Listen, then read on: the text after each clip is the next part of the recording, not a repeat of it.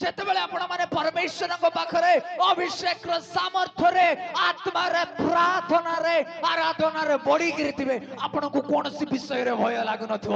କିନ୍ତୁ ଆପଣ ମାନେ ଯେତେବେଳେ ପ୍ରଭୁରେ କମି ଯାଇଥିବେ ସେତେବେଳେ କାହିଁ ନା କାହିଁ କୌଣସି ଜାଗାରେ ଆପଣଙ୍କୁ ଭୟ ଆସି ଯାଇଥିବ।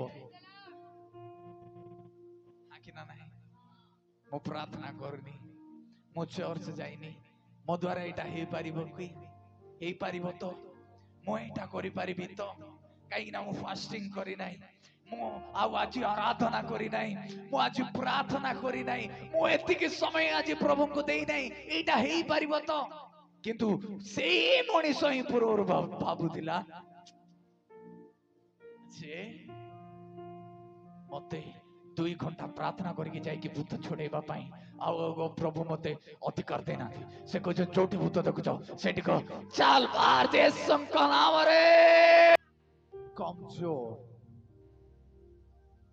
ଆମେ ଆଜି ଭୟ ଯଦି କରୁଛୁ ଆମମାନଙ୍କର କାମ ପାଇଁ, ଆମେ ଯଦି ଭୟ କରିବା ଛାଡ଼ିଦେବା କୌଣସି ବିପଦ